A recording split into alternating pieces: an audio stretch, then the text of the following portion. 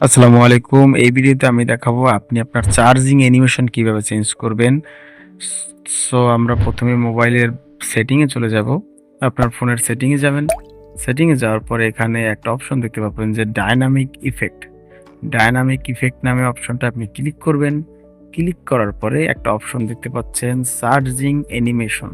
তো charging animation অপশনটায় click করবেন। Click করার পরে এইখানে ফোনে বাই ডিফল্ট অনেকগুলো চার্জিং অ্যানিমেশন দেওয়া থাকবে। আপনি এখান থেকে যেকোনো একটা চার্জিং অ্যানিমেশন ক্লিক করে এপ্লাই করলেই আপনার চার্জিং অ্যানিমেশনটা এটা অ্যাক্টিভ হয়ে যাবে।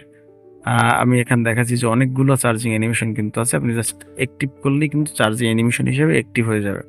তাছাড়া আপনার ফোনের থিম স্টোর থেকেও আপনি চার্জিং অ্যানিমেশন চাইলে নতুন চার্জিং অ্যানিমেশন ডাউনলোড করে দিতে পারেন। আপনি চাইলে নন ও করতে পারেন এখানে যে কোনো চার্জিং অ্যানিমেশন থাকবে না সেটাও করতে পারেন। আপনি আপনার সেটের যে থিমস আছে, থিমস থেকে আপনি নতুন স্টাইলের চার্জিং অ্যানিমেশন নামিয়ে নিতে পারেন। ধন্যবাদ। ভিডিওটা ইনফরমেটিভ লাগলে অবশ্যই চ্যানেলটা সাবস্ক্রাইব করবেন।